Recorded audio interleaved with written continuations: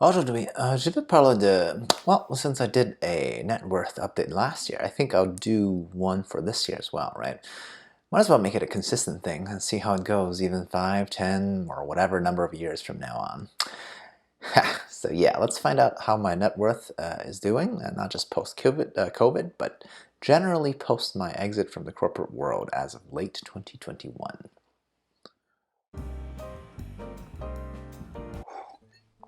Hey, Sampak here.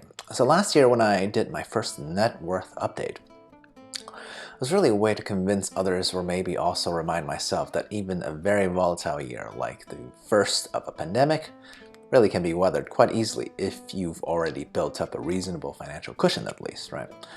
But as the global health crisis stumbles and whimpers back to normalcy, now I want to make this series more consistent and talk about how I'm actually doing. After all, I left a very lucrative corporate job back in late 2018, so now it's a full 3 years later. How am I actually doing on average, but also this year, right? Oh, do subscribe, like, and comment if you want to find out more about my personal business. Or not, or whatever. I just do this for fun, thank God. So onwards and upwards. So first, sometimes during the middle of this year, I actually decided to make a significant change as to how I'm calculating my personal net worth, okay? I mean, got a wifey now, so I could be talking about our combined household net worth. Not actually going to go there because my wifey is very capable, she brings her own money.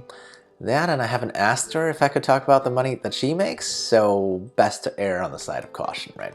But since we are a couple, and bought the closest version to our forever home at this point, up until this point anyway, there's kind of this nebulous subject of who should count as residence since both of our names are on it, right? Last year, I was still counting the equity in this primary residence when I look at my net worth via Mint. But this year, we've actually decided to move it to her Mint account, all right? So via Mint, the very easy peasy net worth tracking timeline, it looks like there's a huge drop in the middle of the year for me when we decided that, right?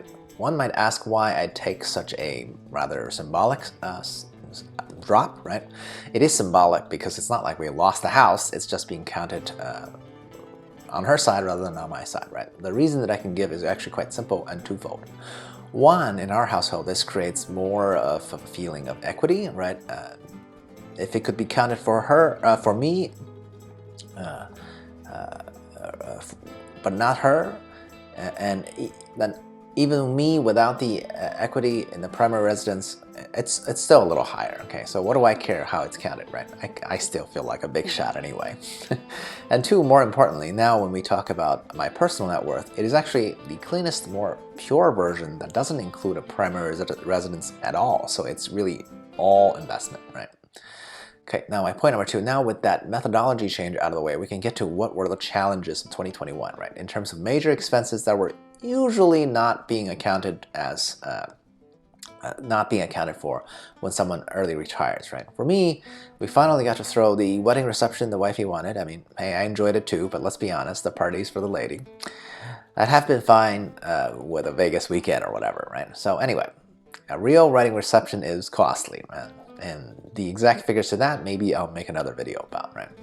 Also, we started doing house renovations on this primary residence, right? Boy, oh boy, expenditures on this aspect is so wildly high that it makes the cost of the wedding looks like, you know, me taking her out to McDonald's or something, okay? So when I first fired for myself and was single, these were certainly costs not on my mind quite yet, right? But both happened this year. The wedding's over, but we still didn't get to go on a honeymoon quite yet. The renovations, frankly, are still ongoing, though I think the majority of the cost did happen this year, right? So on both counts, there will be even more, right? So these are what I consider extraneous spending, right? And it will be less after this year. Just these two items together is what, by my calculation, is in the ballpark of around about 3x what an average American household would make in a year. Yeah, so that's a huge hit, right, in terms of what's going to affect my net worth. So finally, where did I land out in terms of net worth? Year over year, I'm definitely down a few hundred grand, right? The only reason for this is, well, I stopped counting that explosive amount of equity we have in our primary residence on my Mint account. Hypothetically, if I did still count this house as, mine, I'd be up more than $500,000 this year. Okay, yeah, for those of you good with math, you can guess how much my house is worth. Okay, it's kind of crazy how the real estate market is going in my current city. But alas, I've decided I'm only counting at this point essentially just portfolio, investment, and cash as my net worth from now on, right? So comparing this apples to the previous oranges, I am down a few hundred G's. Yes, that does feel a little crappy. But as always, everything's a matter of perspective, right? What I really care about, especially when I'm supposed to be retired, is whether I can last indefinitely still. So what I really should be doing is compare my current net worth to when I pulled the trigger and left a regular gig 3 years ago. And even compared to my net worth back then, which included a different primary residence, okay, lo and behold, I am still up and up. On average, at least of more than 100K per year, right? People often wonder how the 4% rule will actually work. I'd say the idea is simply to never touch the principal, right? And I think my experience shows that this is entirely doable. Not only am I not drawing down on my nest egg, it is still growing. I mean, admittedly not nearly as fast as, say, my wifey's net worth is growing because she still has a very high-paying job, right? But it is growing faster still than at least the average American. So I feel pretty good about that. This is all without me doing anything that this society considers productive or helpful yet. I mean, as the views on this video can attest to, right?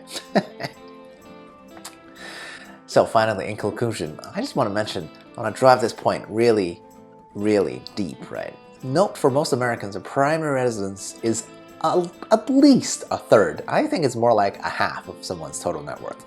So changing how I count my personal net worth from counting it to not counting it might have very much made it look like my net worth has dropped over the relatively short time frame, like the 3 years of my post-retirement life, right? And still, that did not happen for me personally. What I've learned in the years post-fire, most importantly, is that there's no such thing as a regular year, right? Life happens and there's always gonna be extraneous circumstances, right? Yet I know I'll be able to make adjustments if, a more costly scenarios occur. So far, 3 years in, I'm doing great in what I can only describe as very uncertain times, right? And if I was thinking of myself as a collective, then our household would be doing fantastic, right? The reality is, now that I'm part of a couple, I'm actually less concerned with where I'm at personally than our household net worth, right? We're not super rich by any means, but by my estimate, we're in the top 3% of households in the US. I think that's good enough, right? My wifey's got a huge boost in her net worth because the move of our primary residence to her Mint account. And by that trend, she's going to catch up to my number in no time, right? Honestly, I joke all the time, the quality that I'm best known for is simply my luck, right? I mean, that hasn't translated to my social media offering quite yet, but I know myself and I know it is just a matter of time before I become explosively popular too. Cheers, I'll approach it.